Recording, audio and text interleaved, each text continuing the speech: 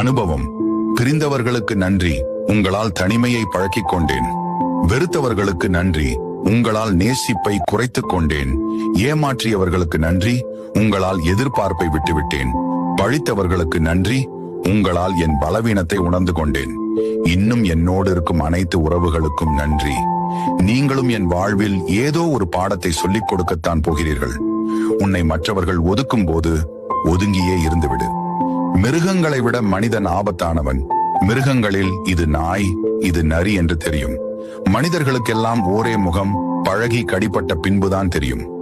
இவன் நாய் என்றும் பழகி ஏமாந்த பின்புதான் தெரியும். இவன் நரி என்றும். உண்மையில்லாத உறவுகளுடன் நாம் ஒட்டி இருப்பதை விட என்னை பத்தி எல்லாரும் தப்பா பேசுறாங்கன்னு நீங்க சொன்னீங்கன்னா உங்களுக்கு ஒரு ஃப்ரீ அட்வைஸ்.